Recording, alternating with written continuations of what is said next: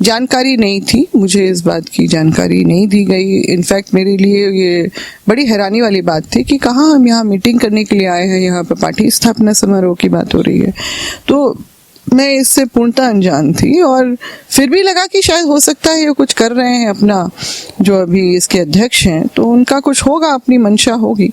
बल्कि भले ये मन में मुझे बहुत खटक रहा था कि जब भी इस तरह का निर्णय हो तो फिर सबको सम्मिलित किया जाना चाहिए। तो ये एक मॉरल सपोर्ट की तरह हमेशा रहा, तो मैं उनके साथ दगाबाजी तो कर नहीं सकती हूँ। और निश्चित रूप से सामूहिकता जो आपके साथ, आप जिनके साथ चले, आपके साथ जो लोग चले, आप उनको काट के आप नहीं चल सकते हैं ना। तो ये कारण था और मैं बहुत परेशान रही 1-2 दिन, और जिस तरह की प्रतिक्रिया आई, क्योंकि बार बार मैंने देखा है कि जब मैं भी बैठी थी 2014 में जो कमेटी में, जो स्थानीय नीति का, उस समय भी एक बार कमेटी, हाँ, तो उसमें ये बार बार तीसरे चौथे वर्ग के नौकरी। तो मेरा यही कहना था कि क्या हमारे लोग सिर्फ तीसरी चौथे वर्ग के लिए ही लायक हैं? हाँ, यही तो सवाल है। और इससे जो ऊपर है, जो आपका 2nd ग्रेड की जो नौकरी, जो स्टेट सिविल सर्विस जो होता है, उसको क्यों नहीं सुरक्षित करने की बात होती है? साल 2021 के दिसंबर में एक आंदोलन शुरू होता है, भाषाई आंदोलन। ये भाषाई आंदोलन में कई युवा चेहरे निकल के सामने आते हैं, सड़कों में आंदोलन होता है, महिलाएं भी सड़कों में आती है और इस भाषाई आंदोलन में अपनी उपस्थिति दर्ज कराती है। ये भाषाई आंदोलन परिवर्तित हो जाता 1932 के खतियान पर बाहरी भीतरी का बात होने लगता है। और इस बात में जितने भी युवा हैं जो खुल के सामने आ रहे हैं, अपनी बात को रख रहे हैं, लोगों को जागरूक कर रहे हैं, और कुछ ऐसे कदावर नेता भी हैं जिन्होंने पार्टी से इस्तीफा दे दिया सिर्फ इस 32 के खतियान के लिए, भाषाई आंदोलन के लिए। गीताश्री उरांव ने भी पार्टी से इस्तीफा दिया था।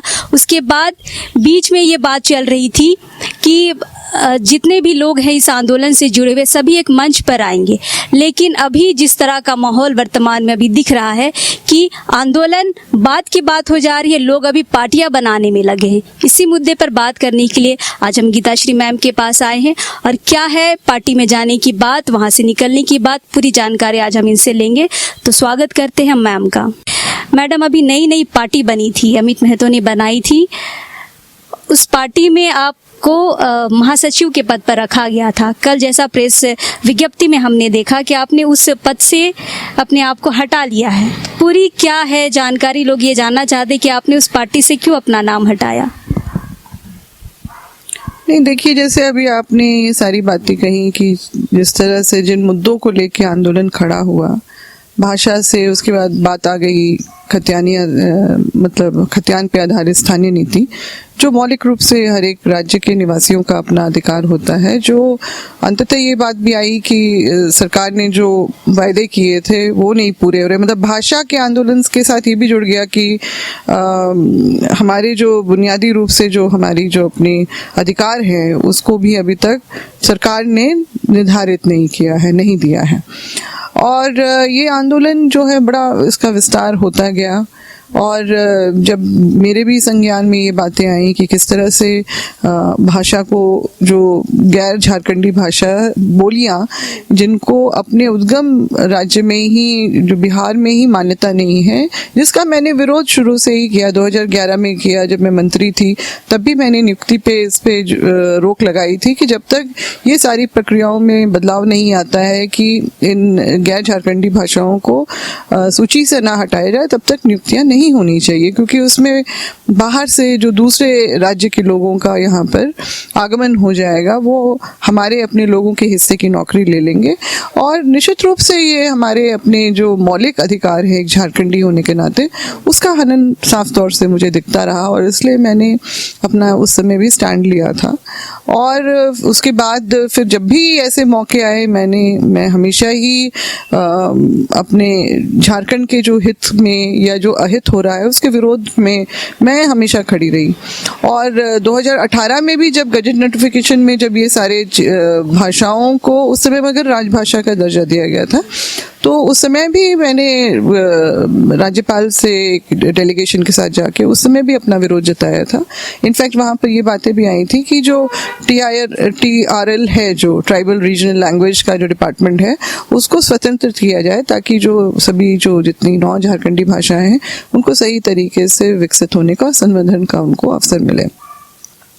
अब यहाँ पर जो बातें आई कि हम लोग जो आज जो यकायक जो इस क्षेत्रीय भाषा के बहाने जो ये आंदोलन खड़ा हुआ, आपने देखा कि उत्तरी छोटानागपुर में जो 2 जिलों में बोकारो और धनबाद में भोजपुरी मगही को जिस तरह से वहाँ पर क्षेत्रीय भाषा बना के समाहित किया गया, आपके संथाल प्रगना में अंगिका को, तो और इसके बाद पलामू में भी वहाँ पर सब लोग तरफ से जो है इसका विरोध होने लगा।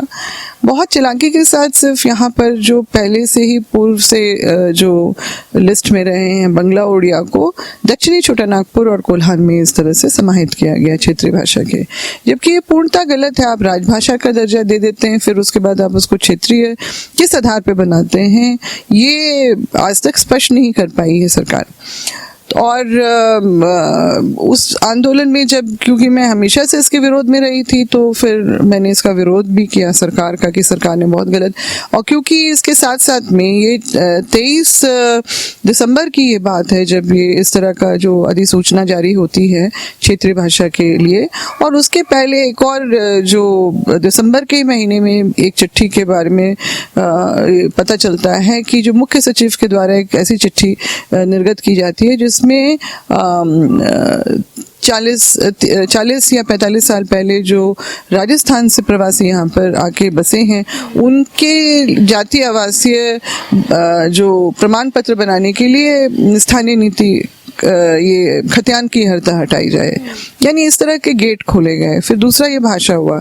तीसरा 20 जनवरी को ही समाचार पत्र में प्रकाशित हुआ कि PIL के आलोक में जो है आपका जो 13 जिले हैं, 5वीं अनुसूची का एक राज्य है झारखंड, और यहाँ पर 13 जो है आपके पूरी तरह से जो है अनुसूचित जिले हैं, वहाँ से जो है तीसरे और चौथे वर्ग की नौकरी में से स्थानीयता की अर्हता को हटा दिया जाता है।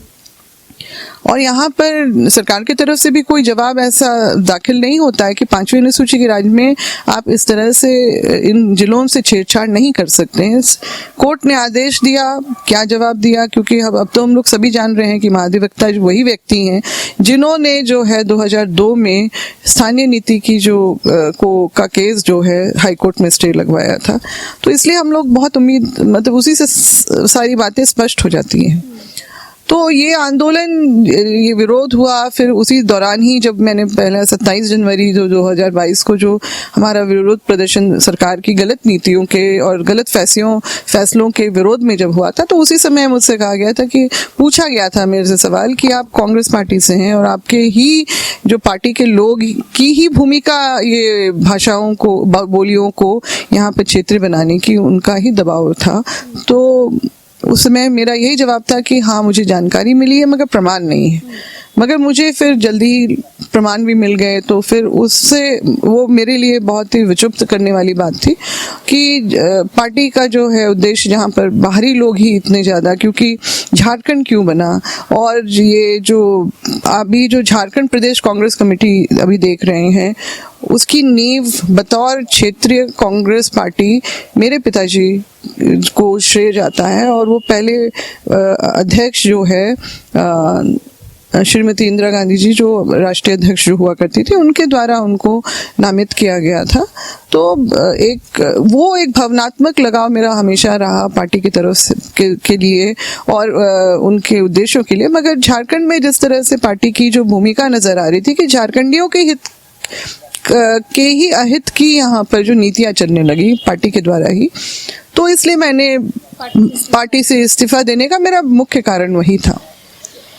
आंदोलन लगातार चलता गया, हम भी जुड़ गए और बाकी और भी लोग आए, बहुत सीनियर्स लोग आए, नौजवान लोग आए, नए नए चेहरे जो हैं जिनको हम जानते भी थे या नहीं भी जानते थे, जो सब इन सब बातों को लेके बहुत ही मतलब उद्वेलित थे कि हमारा आज तक हम लोगों को स्थानीय नीति हमारी नहीं बनी है और हमारा नियोजन नीति उसमें किस तरह से निर्धारित होगा, और जो भाषा नीति, उद्योग नीति, जो मैं इन सब बातों को मैं दोहराती रही हूँ, और विस्थापन का भी बहुत बड़ी समस्या हमारे राज्य में है, जो निश्चित रूप से हमारे जो अपने मौलिक अधिकारों का हनन है ये सारा कुछ।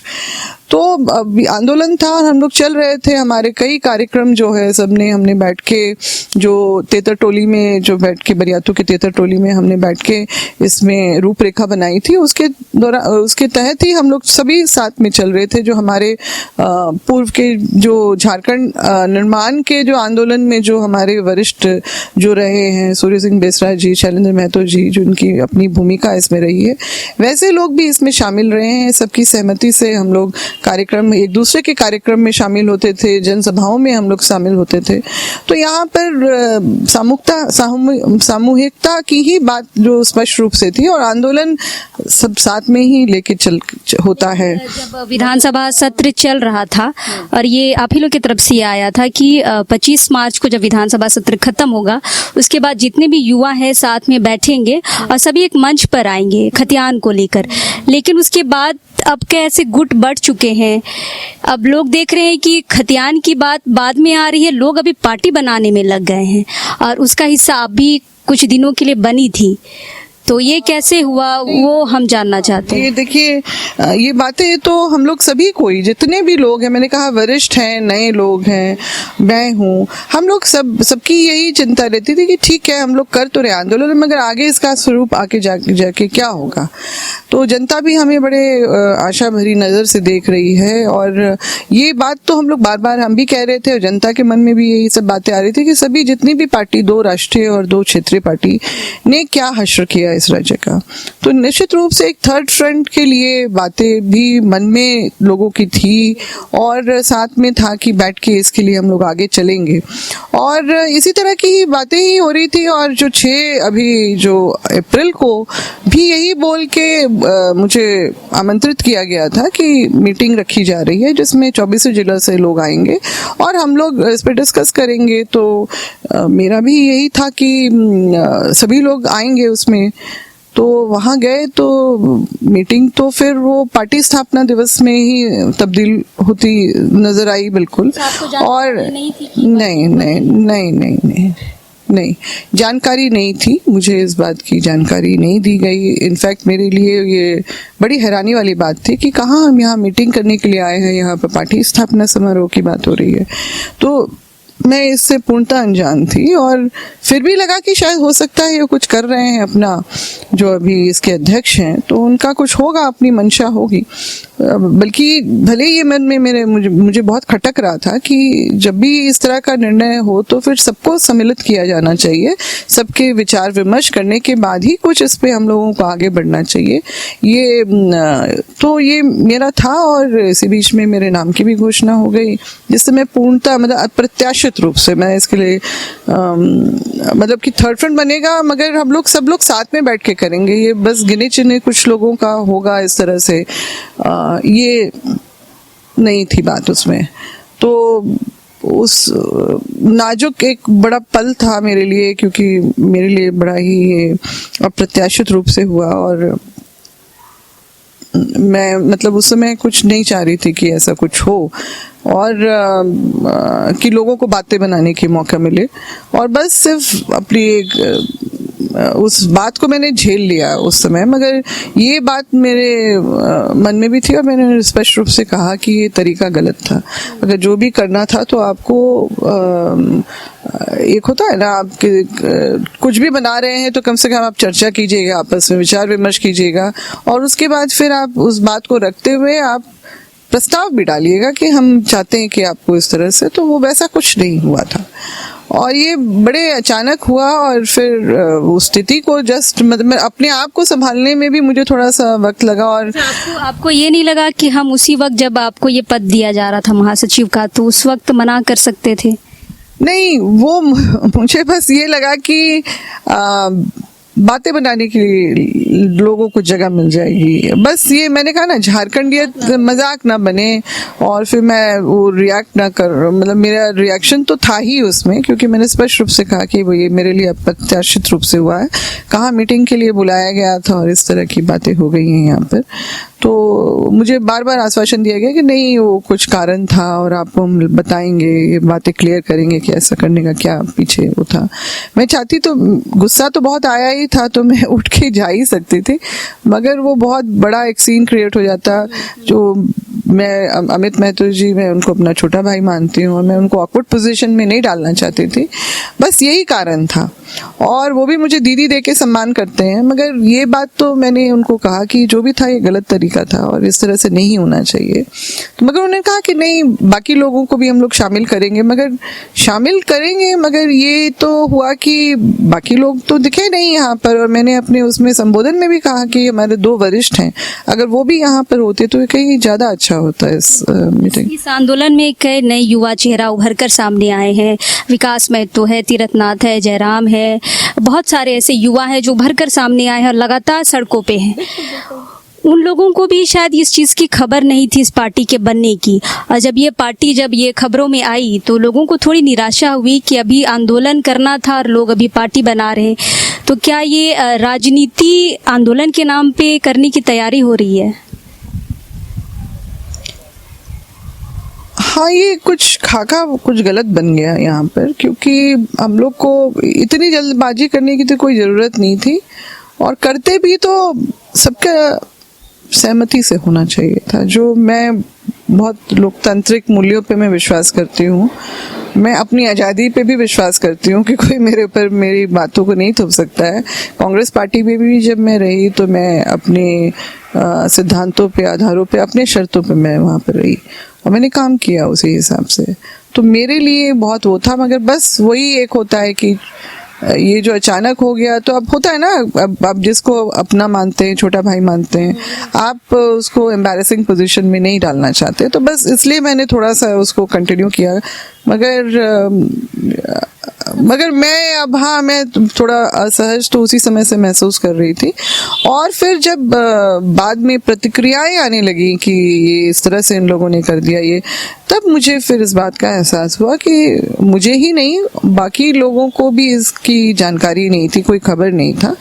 और ये इस तरह से तो आप नहीं चल सकते हैं, आप आंदोलन भी नहीं चलेगा, आपकी पार्टी भी, आप किस तरह से आपकी जो छवि। और मेरे लिए भी बहुत लोगों ने कहा कि आपकी जैसे इस कद की महिला अगर इस तरह से करती हैं अचानक अलग करके, मेरे लिए बहुत ही मतलब अप्रत्याशित था और शॉकिंग था। मैं इसके लिए तैयार नहीं थी और फिर मैंने सोचा कि बहुत ज़्यादा इसको लंबा खींचने की ज़रूरत नहीं है, क्योंकि जब बातें होने लगी कि क्या किस तरह से क्या हुआ, तो मुझे लगा कि बहुत सारी सेटिंग्स पहले से हो चुकी थी, जस्ट मुझे फिट किया गया वहाँ पर।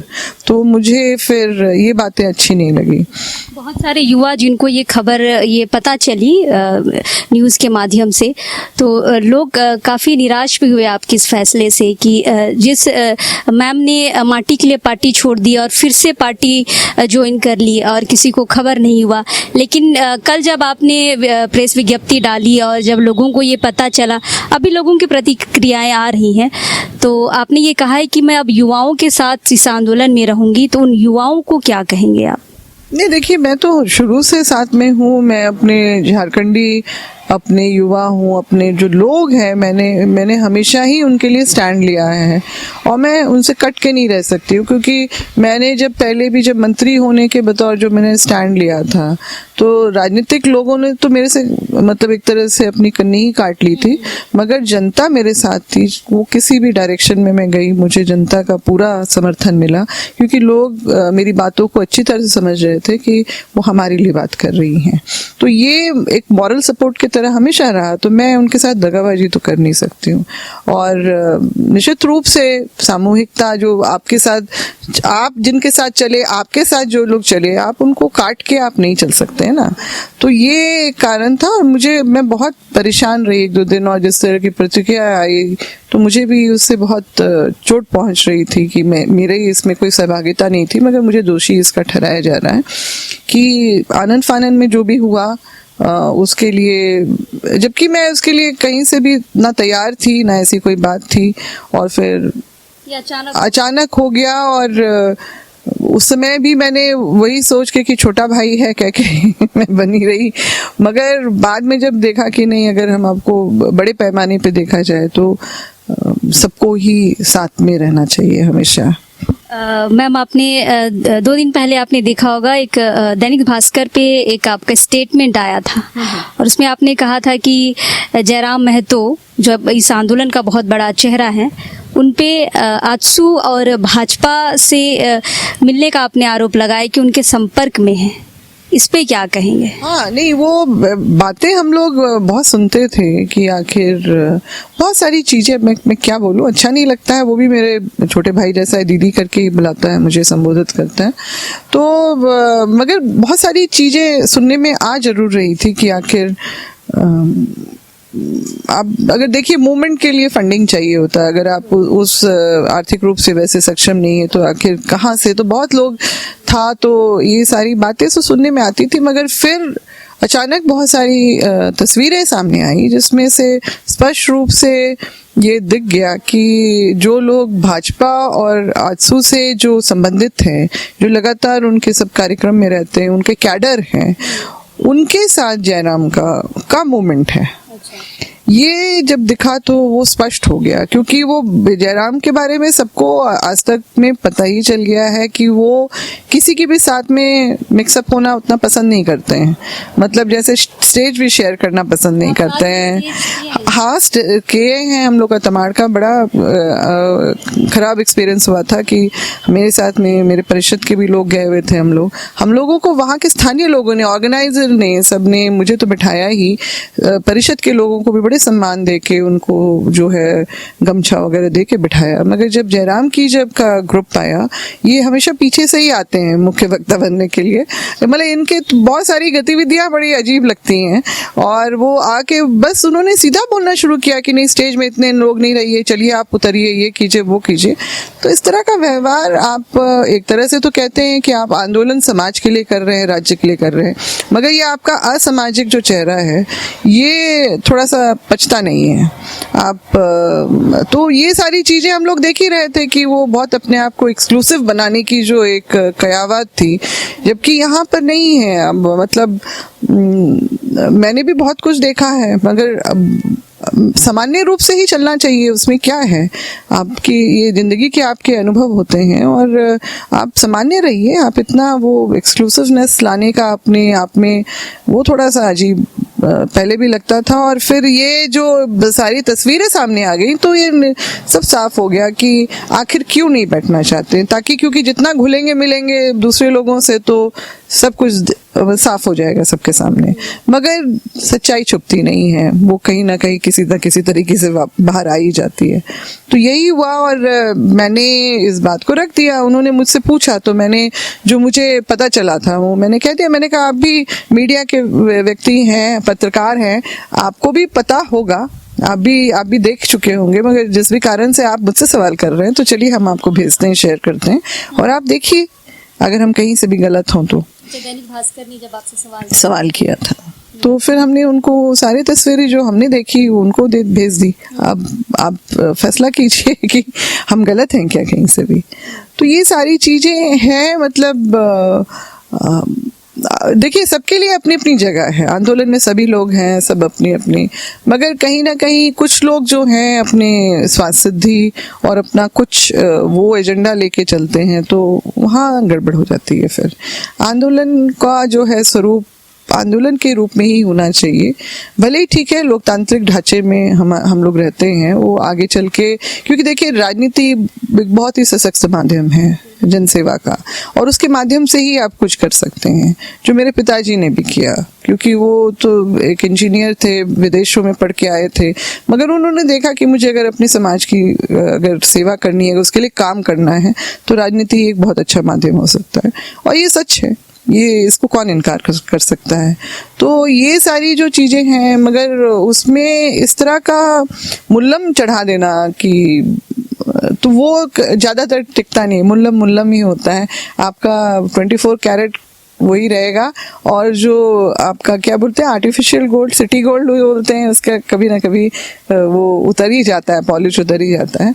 तो ये सब चीज़ें हैं, हम किसी के लिए वैसा कुछ नहीं बोलेंगे, सब ठीक है, सबके लिए मेरी शुभकामनाएं हैं। बस ये एक चीज़ का ध्यान रखें कि अपने निहित स्वार्थ के लिए इस आंदोलन को ना तोड़ने दें। बहुत अच्छा आंदोलन हमारे हक अधिकार के लिए, झारखंडियों के हक अधिकार के लिए खड़ा हुआ है। इसकी जो है तस्वीर जो है धुंधली नहीं होनी चाहिए, बल्कि और एक जो लोगों ने विश्वास हम लोगों के ऊपर जो जताया है, और उसको हम लोग हमेशा बनाए रखें और उनके लिए ही काम करें। आगे तो फिर वक्त भी है। फिर से आप अब युवाओं के बीच में आप काम करना चाह रहे हैं, आपने अब अमित महतो की पार्टी भी छोड़ दी, अब आगे की क्या रणनीति होगी 32 के लिए? देखिए हम लोग तो फिर यही मैं सबसे कहूँगी, जितने भी लोग हैं, कि जो भी आप फैसले लें सामूहिकता में ही लें। मतलब सबसे विचार जो भी करना है आपस में विचार विमर्श करना है और एक मंच पे करना है। अलग थलग पढ़ने से हम लोग इस आंदोलन को भी नुकसान पहुंचाएंगे, और जो हमारा जो उद्देश्य है वो भी धूमिल हो जाएगा, वो टूट जाएगा, और फिर लोगों की आशाएं भी टूट जाएंगी। जो इतना जोश से, कल ही एक पत्रकार ने मुझे बात बताई कि मैम मैं आपसे एक बात शेयर करना चाहता हूँ कि अब जो इस बार जो शादी के लिए जो कार्ड छप रहा है, हाँ उसमें खतियानी, मतलब हाँ 1932 का खतियान भी वो मतलब उसको शामिल किया जा रहा है, जैसे कि वो श्लोक वगैरह लिखते हैं उस तरह से कि हाँ लेके रहेंगे, इस तरह से खोटा में वो कर रहे हैं। और तो बताए कि बोले कि देखिए लोगों का उत्साह कितना ज़्यादा है इस बात को लेके। तो निश्चित रूप से लोगों को है कि सब लोग जुड़ चुके हैं इसमें, और सब लोगों की आशाएं हैं कि जो हमारा जो संवैधानिक मौलिक अधिकार है वो हम लोगों को मिले, हमारी पहचान बने। जो नियोजन नीति जो है सबसे जो हमारे युवाओं के लिए या हमारे एक आम झारखंडी के लिए जो है उसके वो निर्धारित हो, खतियान पे आधारित तो हो ही, उसमें उसकी प्राथमिकताएं किस तरह से होंगी उसके निर्धारित हो, वो भी है। क्योंकि बार बार मैंने देखा है कि जब मैं भी बैठी थी 2014 में जो कमेटी में जो स्थानीय नीति का, उस समय भी एक बार कमेटी, हाँ तो उसमें ये बार बार तीसरे चौथे वर्ग के नौकरी, तो मेरा यही कहना था कि क्या हमारे लोग सिर्फ तीसरी चौथे वर्ग के लिए ही लायक हैं? हाँ यही तो सवाल है। और इससे जो ऊपर है जो आपका सेकंड ग्रेड की जो नौकरी, जो स्टेट सिविल सर्विस जो होता है, उसको क्यों नहीं सुरक्षित करने की बात होती है? क्योंकि हम लोग देखते हैं कि दूसरे राज्य से लोग आके यहाँ पर इतनी बड़ी संख्या में आवेदन अपना वो करते हैं, अभ्यर्थी बनते हैं, और फिर वो बाजी भी मार ले जाते हैं। और हमारे जो बच्चे हैं जो इतनी मेहनत कर रहे हैं, एक तो बड़ा मुश्किल से जेपीएससी 7th जेपीएससी तक गया, और उसमें भी बाहरी लोग आके यहाँ पर अपनी जगह बना रहे हैं, तो ये बहुत दुखद है। हमारे लोग कहाँ जाएं? क्योंकि हम लोग बार बार देख रहे हैं कि किस तरह से बिहार ही अगर वो चले जाते हैं तो उनकी काउंसलिंग रद्द कर दी जाती है, उनका जो है आपका मारपीट के फॉर्म भी नहीं भर सकते हैं। क्योंकि मैंने टेट का भी देखा हुआ है जिसमें 10वें कॉलम में लिखा हुआ था कि क्या आप बिहार राज्य के निवासी हैं, बहुत स्पष्ट रूप से पूछा जाता है। तो फिर झारखंड में इस तरह की बातों को जो उलझाया जाता है बार बार, तो इसमें तो ऐसे लोगों का ही निहित स्वार्थ है जो, और बहुत सारी बातें हैं जो क्या कहें। मतलब हमारे भी जो लोग नौकरी में आ गए उन लोगों को भी इतना प्रताड़ित किया जाता है, क्योंकि बाहरी लोगों को कब्जा है जो चाहते हैं कि हमारे ही रिश्ते नाते, हमारे ही जो लोग, हमारे देश, हमारे राज्य के लोग यहाँ पर वो अपना ही एक वो कौम यहाँ पर अपना स्थापित कर रहे हैं। तो निश्चित रूप से आने वाले वक्त में झारखंडियों के लिए बहुत ही मुश्किलें पैदा हो जाएंगी अगर यही सब सिलसिला जारी रहा। तो इसलिए हम लोगों को कहीं ना कहीं इसी नाते आपका खतियान आधारित स्थानीय नीति हो, आपका नियोजन नीति जो है वो सुनिश्चित, और उसमें कंडीशंस सारे बाकायदे जो है, जिसमें सेकंड क्लास की भी जो नौकरी मैंने कहा स्टेट सिविल सर्विसेज, उसको भी सुनिश्चित करना चाहिए, सुरक्षित करने की ज़रूरत है। और भाषा नीति, ताकि गैर झारखंडी भाषाओं की यहाँ पर कोई स्थान न हो, क्योंकि जब हमारा इतना संघर्ष के बाद हमारे पूर्वजों ने हमारे लिए संघर्ष किया ताकि हम अपनी भाषा, परंपरा, संस्कृति को वो सुरक्षित रख सकें।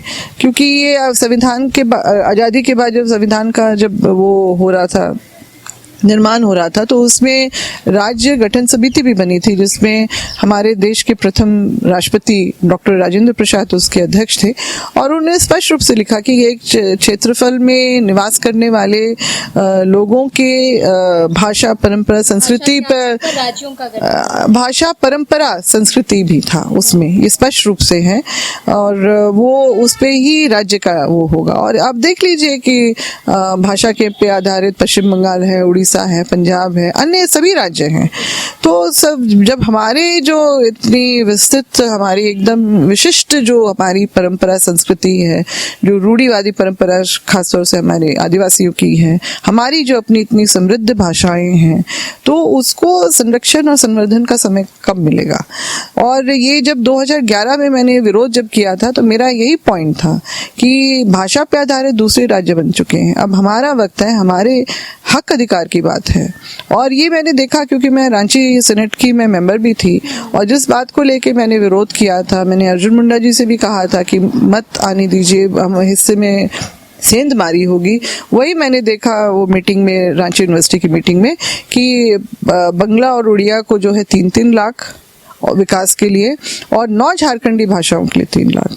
अब आप खुद ही सोचिए कि अपने ही राज्य में ही, अपने ही घर में अगर इस तरह का भेदभाव इस तरह से होगा, तो आगे की तस्वीर किस तरह से बनती है।